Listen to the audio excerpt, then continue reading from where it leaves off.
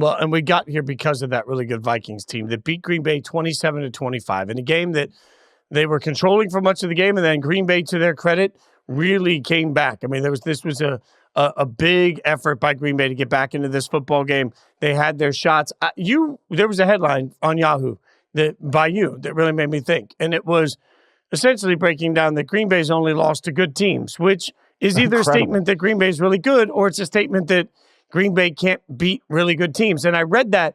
I'm paraphrasing you here, but I read that, and it really hit me, Frank. Like, you're right. Like, at some point, Green Bay is going to have to figure out how to win these kinds of games, because this game overall, by the end of it, came down to 3 or 4 plays. 3 or 4 plays that the Vikings were able to make that Green Bay wasn't able to make. And that's a theme this year when Green Bay takes on really good football teams. Absolutely. And for people who don't know, the Packers have 5 losses this year. They're to the 13-3 Eagles.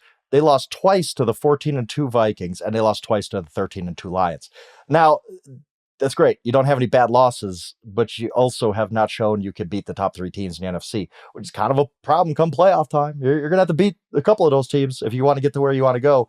I thought, and you said, yes, it was a few plays, but at the same time, we've seen this from the Vikings before. It's a really weird thing that the Vikings have just let games go in the fourth quarter and let them get close when they shouldn't. That's fair. For 3 quarters, this was just, the Packers got their behinds kicked. Like, this was absolutely all Vikings. Sam Darnold was awesome today, 377 yards. At one point on the Fox broadcast, they flashed. It was like, I'm going to be way off on the actual numbers, but it was like 420 yards for the Vikings and 180 for the Packers. They were getting dominated in this game. And then Love comes alive. They score a couple touchdowns. The Vikings need to close it out as they did. I looked at this as for 3.5 quarters, this was the Vikings playing their best football. And that's what I take out of it. I don't take this away from as a close win in any way. This was a dominating win. The Vikings looked every bit as good as we think they are. And this really struck me. We're dabblers. We know this, so we pay attention to point spreads.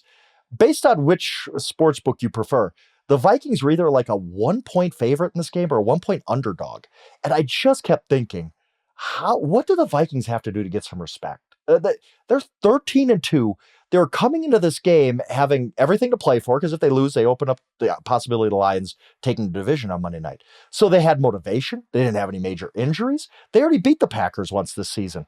And they were a 1-point underdog at home at some books. Like, the Vikings are having one of the great seasons of all time. Again, I put out the stat before. Only 8 teams, including this year's Chiefs, have finished with 15 or more regular season wins. The Vikings have a chance to be one of those teams, get in that group. And yet we're still saying, well, this 11-4 Packers team that has no real great wins, we're going to make them a 1-point favorite in Minnesota? We're still so slow to come around to the fact that Sam Darnold's not going anywhere. This is who he is this season. Just a great season. Maybe he doesn't replicate it next year. Maybe he's Mark Rippon. I don't know. But I know this season he's great. They have an offense that could just run up and down the field on you with these playmakers. They have a defense that limited Jordan Love to 45 yards passing in the first half. And yet we're still sitting here saying, Vikings, I don't know. This team, by the time we talk next Sunday night, could be the 1 seed in the NFC looking at 2 home games to a Super Bowl. And yet I don't think, if you were to poll everybody and say, who do you think's going to win the Super Bowl? If you're not doing it in the state of Minnesota or maybe the Dakotas, you're not going to get many people to say the Vikings. I don't know why they don't get that respect. Okay, a couple of things here. Number one, you're right. When I say it came down to a few plays, I mean by the time the game was over, it came down to a few plays. You're right. This was 27-10 at one point. Well, the reason the Vikings don't get respect, I think, is because we as a society don't like to change our mind.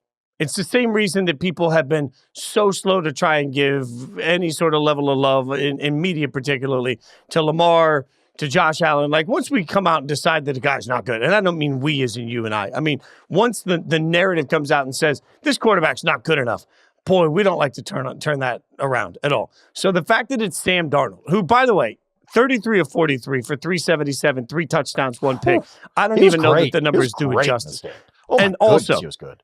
8 catches to Justin Jefferson, 5 to Naylor, 6 to Addison, 5 to Hawkinson. What's that tell you? Tells you he's spreading the ball around everywhere. Yep. Like, he does not lock on. He's got the greatest wide receiver in the league right now, and he doesn't lock onto him. That says so much about how well he's playing the position right now, that he is not Justin Jefferson dependent. We all sit here and say, well, he's not going to have, that line and Justin Jefferson wherever he goes next. That's fair. That's fair. But not every quarterback would be able to drop back and actually go through their reads instead of just saying, hey, big down. Like Jordan Addison has become a legitimate, consistent threat in the NFL because Sam Darnold is finding Jordan Addison. Like, this was a game where, frankly, I didn't feel like the Vikings necessarily ran the ball as efficiently as they wanted to, and it didn't matter. Like, at some point, the problem here is we don't want to turn around and admit what's right in front of us. What's right in front of us is that Sam Darnold is kicking ass this year. Sam Darnold is not good this year. He's not okay this year. He's not being coached this year. He is great this year. And at some point, we got to just step back and admit, like, hey, I don't care who Sam Darnold was last year. I don't care who Sam Darnold was with the Jets. I don't care what we thought about Sam Darnold coming out in the draft. None of that matters. Today, right now, with the Vikings, Sam Darnold is clearly playing well enough to dominate and win a Super Bowl. Like, there is no deficiency to what the Vikings do, including Sam Darnold. And the faster we admit that, the more we can start to enjoy this run. I mean, I'll admit I was wrong. Like, go back to any of our shows in August, and I was saying, well, J.J. McCarthy is going to start by the end of September. Why? We've seen Sam Darnold. Sam Darnold has just changed who he is. He's doing a Rich Gannon almost. Like, he got with the right coaches and the right team. And, we're going to talk about him a lot in the offseason, what comes next. But right now, this is perfect for him.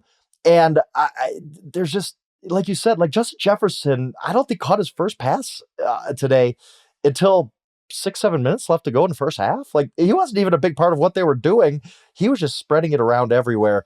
And another L I'll take right now is we were on the show 2-3 weeks ago. Maybe it was one of the Wednesday shows. I don't know, whatever. And we were talking about how many Super Bowl contenders are there. And I said, in my mind, it's 4. It's 4 teams. You could pick these 2 from the AFC, these 2 from the NFC. And I didn't include the Vikings. And that's on me. Like, I'm one of these people who just refuses to give them any credit, who refuses to see what's right in front of my face. And that's a 14-2 team that there's no reason they can't go into Detroit and win next week and take that 1 seed. What more do they need to do other than just play great football, both sides of the ball, each and every week? This is a Super Bowl contender. They're a fantastic team. And we're going to look back, like, there's a legitimate path here to us looking back in 10 years being like, yeah, that Vikings team that went 15-2 and they won the Super Bowl first time in franchise history. That was an all-time great team, wasn't it? Like, the defense did this and Sam did this. But right now in the moment, nobody appreciates it. Nobody. Like, people in Minnesota do. I think people are coming around to Minnesota. But again, this team was underdogs at home. A 13-2 team coming in was an underdog at home to a Packers team they'd already beaten. Like, we're not giving them the proper respect. And we need to start because come next month, when the playoffs start, they're a real factor. Even if they're a wildcard team, they're a factor.